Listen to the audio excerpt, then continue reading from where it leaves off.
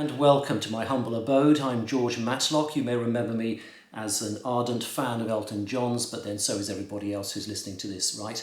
So the reason I'm here today is I've been inspired by something that Elton John did. It was a very simple but effective video as he unpacked his latest offering to the fans. It's a hugely ambitious project. I don't know how long it took to be made and compiled and thought through, but I've got it here and I'm almost tempted to look at it right away and look away from the screen as I do so. I'm very excited about this, and I thought, well, of course what Elton has done in his kitchen I think is going to inspire us all to do it, particularly in these rather difficult lockdown times that we find ourselves in. Anyway, here I am in the UK and I've got the item here. I'm pleased to say that I managed to get in there fast and secure myself a first copy. It arrived on Friday the 13th, but it's lucky for some.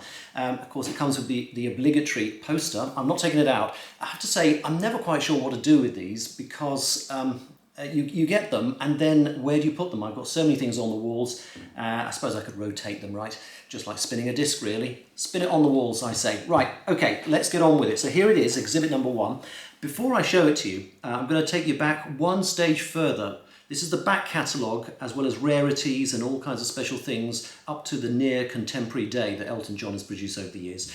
But I want to say two things. First, one is that it is also a tribute to the many artists that he has worked with over the many years. And I think that needs to be emphasised. So many wonderful musicians, recording experts, producers and so forth. And a huge number of people have made Elton John as good as he is, on top of his, without shred of a doubt, talent as a pianist, musician, songwriter, and now a great celebrity and ambassador as well for us all in terms of music.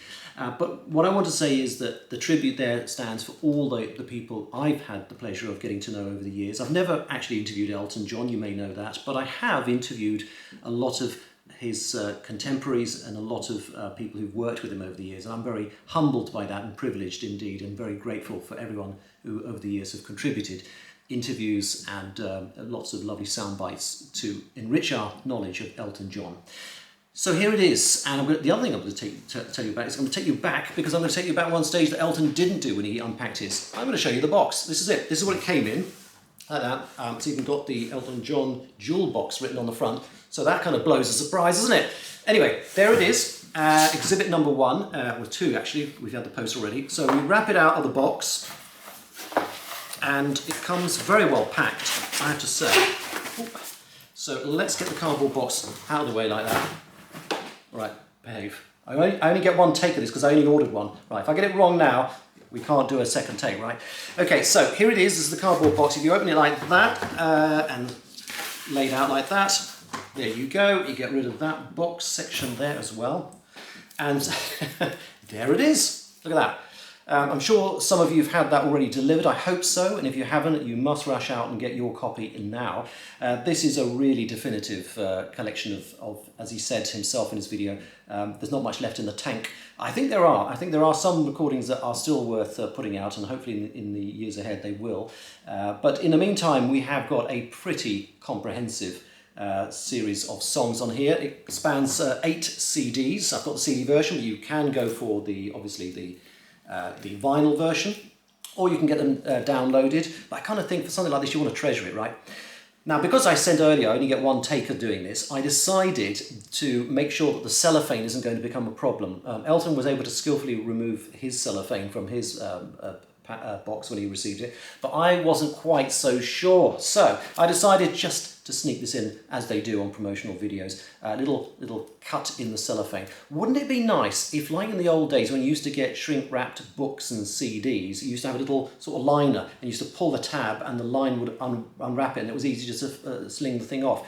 They've done away with those, haven't they? There was such a convenience. Bring them back, I say.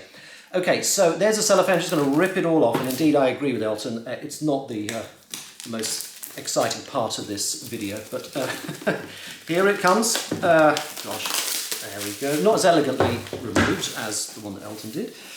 And you'll find that on the back the liner comes away. There's a little liner here, and it has here obviously the details of what's inside the box, so you've got a general idea of what's inside, which is nice. and then the box. Now the box is indeed immaculate and beautiful, and I have to say I agree with Elton on the colour choice. I think the green is vivid, it suggests life, it suggests evergreen, which is another hugely important word in the music industry. And I think a lot of these songs have inspired evergreens. Indeed, some of them became evergreens as well in Elton John's catalogue. So the distinguished box opens up like so, and like so, okay, and then you have it like so inside.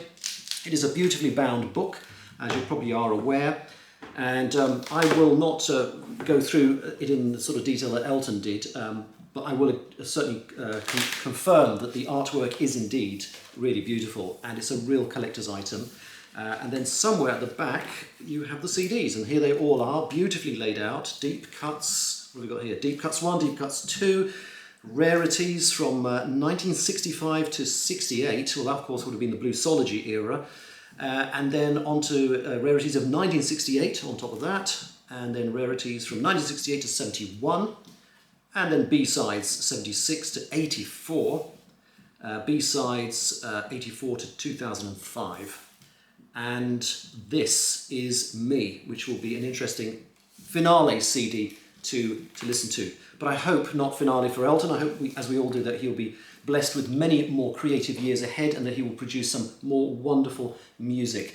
Now, as I've told a number of you fans, and you may remember this, but it's so far back, maybe some of you watching this may not know this already, I did once have the distinct pleasure and privilege to take Elton John's place on stage, believe it or not.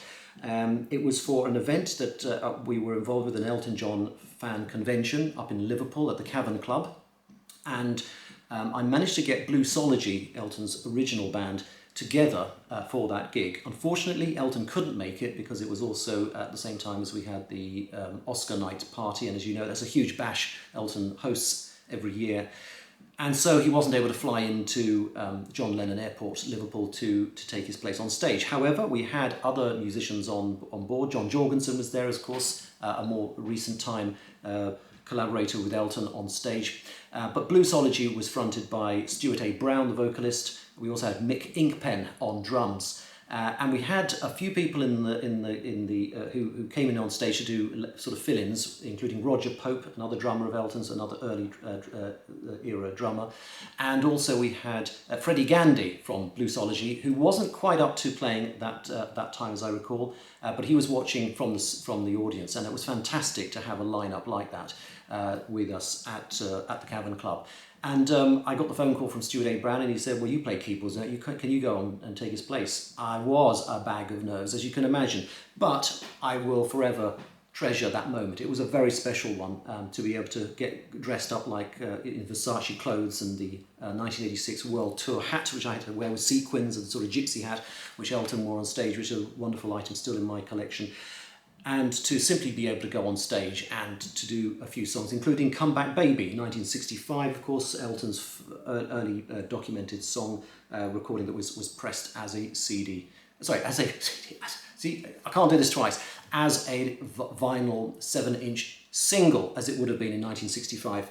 Right, well, I can't and I won't dub this or edit this. What you see is what you get.